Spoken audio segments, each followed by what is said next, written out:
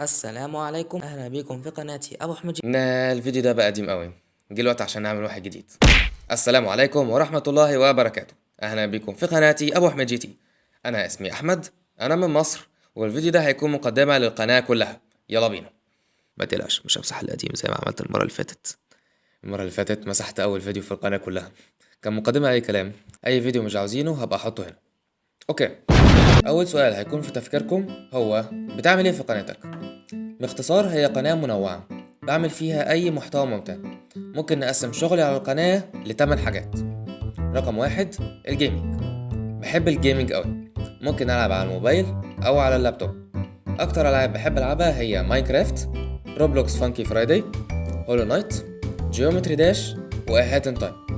في ألعاب تانية بحبها برضو، بس دول أكتر ألعاب بحب ألعبها يعني. رقم 2 أي محتوى مع باند اوف بروز. أول لما تسمعوا الاسم ده اعرفوا ان انا بتكلم على الفريق الجميل ده: ابو احمد جي تي، سيف 25، عمر كرافت 21، واودن. عملت فيديو تتعرفوا فيه على باند اوف بروز. هو طويل بس مليان كونتنت.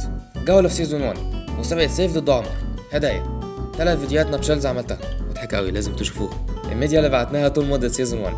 هتلاقوا الفيديو متقسم لتشابترز، لو مفيش افتحوا الديسكريبشن وانزلوا تحت خالص.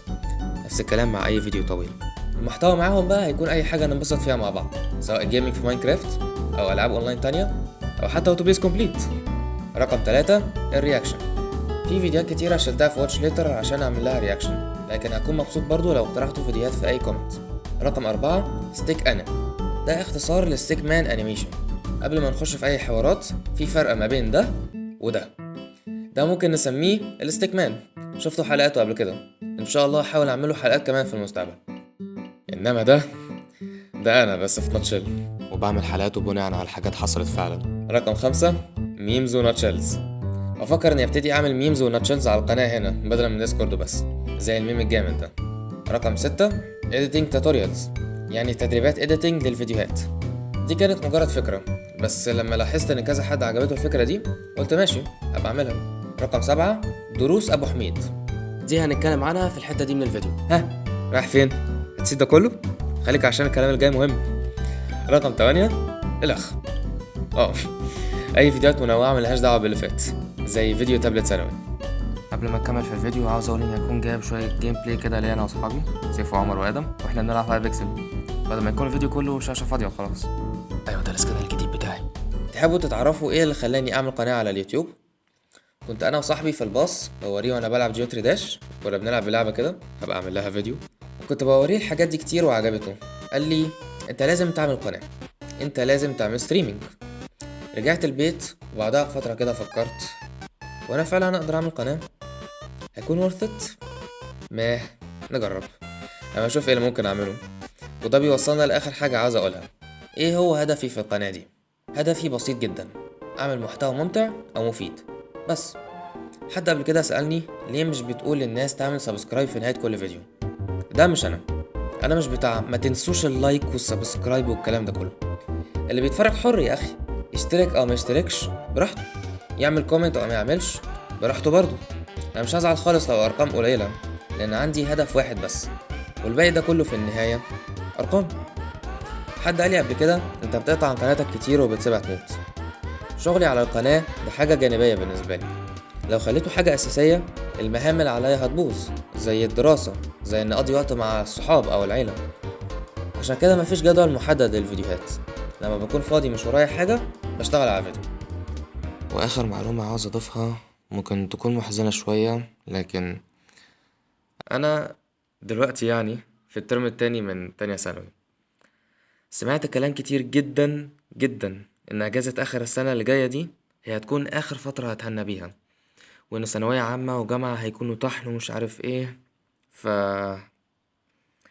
أنا عن نفسي معرفش لو القناة هتكمل حتى، ممكن ده كله ما يتعملش في الآخر، لكن لو أنا الحمد لله قدرت أعمل محتوى هبقى أعمله إن شاء الله. معلش لو تعمقت شوية. اوكي احنا كده خلصنا مقدمة القناة. في العادة انا هقفل الفيديو على كده واقول مع السلامة، لكن عندكم اسئلة كتير احب اجاوب عليها، فيلا من غير اي تأخير.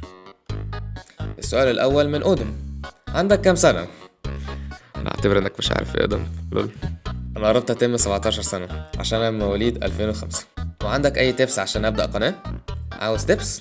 اشتغل على طريقتك انت، مش لازم سيستم قناتك يكون زي الناس، عشان لما بتشتغل على طريقتك الخاصة بتكون مميزة عن الباقيين حتى لو مش شايف كده. كمان خلي فيديوهاتك ممتعة. واخر نصيحة، اتفرج على جاستن براون برايمال فيديو، بيقولك على نصايح كتيرة عشان قناتك. اخر نصيحة نسيت اقولها، انك لو هتعمل فيديو فيه كلام زي الفيديو ده كده لازم تكون محضر، يعني تكون راجعت كده ايه الافكار او العناصر اللي هتقولها في الفيديو، ما تسجلش وخلاص. ممكن برضو تحضر سكريبت او سيناريو تقراه وانت بتسجل عشان ما يكونش فيه لخبطة في التسجيل. واسأل اللي جرب ده كان في اول فيديو جميل زي العادة، بالتوفيق يا احمد. ياي. تمام، شكرا يا ادم. السؤال التاني من عمر كرافت 21، هتنزل فيديوهات في اجازة نص السنة؟ وهل هتغير محتوى الاس ام بي ليتس بلاي؟ انا عندي ريكوردينجز مركونة بقالها كتير لسيزون 2، عاوز اطلعها كلها وبعديها اعمل editing tutorials.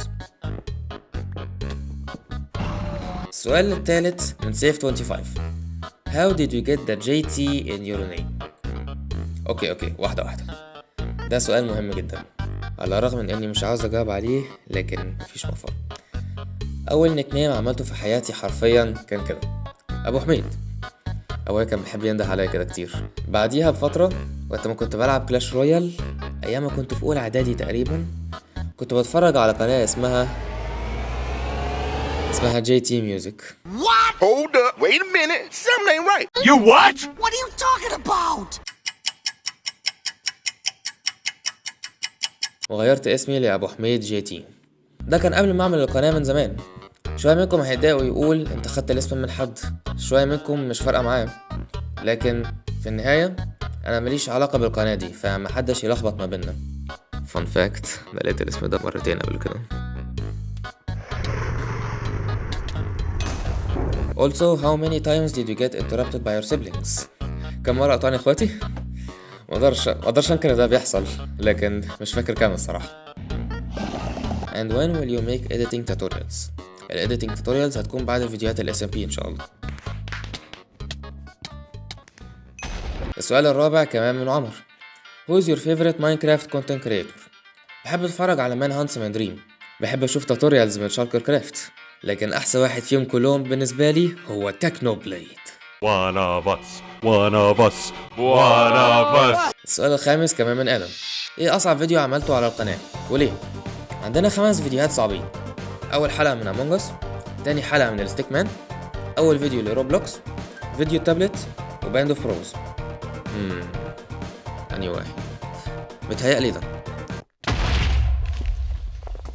فيديو تابلت، عشان ما كانش تصوير واحد، كان كذا تصوير، وكان وشي بيبان على شاشة كتير.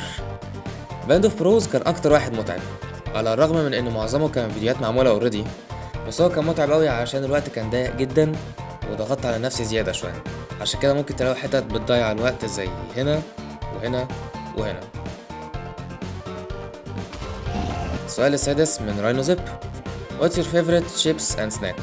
بيك رولز، مولتو ماجنم، وكوكو لافرز كريسبي بار. What is your favorite new meme؟ ميم جديد، Mr. Incredible becomes uncanny. When you gonna make videos about other games؟ في recordings للعب جديدة متشالة عندي بعد ما اخلص السيريز بتاع جيومتري داش الأول.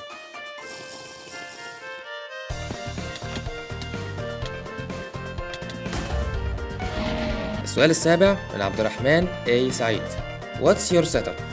لابتوب وماوس ديل، كيبورد عادي، بستعمل ميكروفون موبايلي لما بسجل فيديوهات فيها كلام، وسماعة. أنهي سماعة بقى؟ ده حوار. في الأول كنت بستعمل سماعة جيجا ماكس عادية، لما باظت جبت السماعة جيجا ماكس بلس وباظت. حاليا بستعمل السماعات دي، شكلها مألوف بالنسبة لكم. خلينا نفتح دي على السريع كده نشوف شكلها عامل ازاي. سماعات سامسونج القديمة. يب، هي بتاعت التابلت. And what do you use for recording؟ بستعمل OBS، أحسن اختيار. Also, what software do you use؟ على اللابتوب بستعمل وندرشير في المورا عشان الفيديوهات، برنامج بسيط جدا، وبينت 3D وكريتا عشان الصور.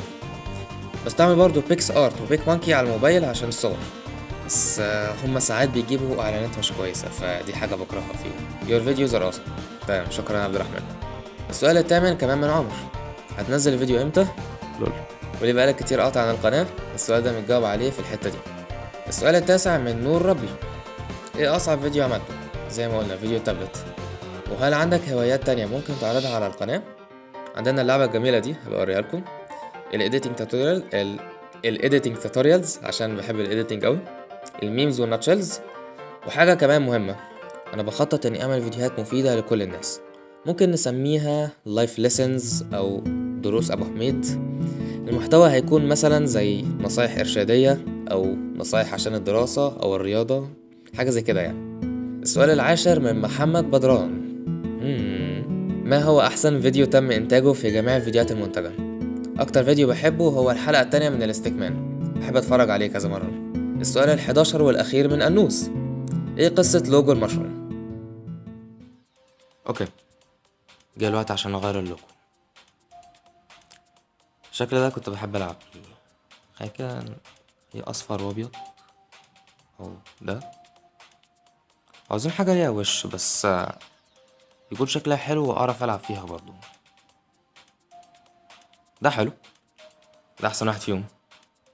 عايزين نخليه واقعي شويه، اخضر مثلا، احمر او ازرق. طب الاورنج. اوه انترستينج، شكله حلو اوي. قبل ما نقفل الفيديو احب اعلن عن مهنه صاحبي عبد الرحمن احمد سعيد. عنده صفحه خاصه بيه، هو باختصار ديزاينر محترف، عنده مهارات في الويب ديفلوبمنت، تكنيكال رايتنج، ديزاين للمنتجات، و SEO اناليتكس، تحاليل تحسين السيرش انجنز. بيعرف يعمل ويب سايتس باستخدام HTML و CSS و جافا سكريبت. عنده مهارات عالية في برامج الديزاين زي فيجما وأدوب XD، انفيجن وفوتوشوب، مع أدوات بروتوتايب زي فريمر وبروتوباي. خدماته متقسمة لثلاث أقسام: ووردبريس، ده برنامج تمبلتس لعمل صفحات على النت، ويب سايت ديفلوبمنت، تطوير الموقع، ديجيتال ماركتينج، تحسين الحملات التسويقية الرقمية، ده الترجمة بتاعتها يعني. عندنا طريقة عمله، ودي على فكرة حاجة مهمة عشان الواحد يعرف يحقق حاجة صح ومش ناقص لها حاجة. عندنا البورتفوليو بتاعه، يعني إنجازاته اللي عملها قبل كده. وأخيرا عندنا وسائل التواصل ولينك الدعم عن طريق الكريبتو. هيكون في وسائل كمان زي باي بال. لو في حاجة مش فاهمينها في ده كله ممكن تستعملوا جوجل ترانسليت أو تدوروا على النت وتشوفوا في ويكيبيديا. هبقى أحط لينك الصفحة في الديسكريبشن عشان تشيكوا عليها. تمام كده، عملنا مقدمة جديدة عن القناة، كمان جاوبنا على الأسئلة المتاحة كلها. لو في أسئلة اتسألت بعد ما طلع الفيديو ده هبقى أجاوب في فيديو تاني إن شاء الله. كده وصلنا لآخر الفيديو، يا ريت تكونوا مبسوطين ومتحمسين للي جاي، ومع السلامة.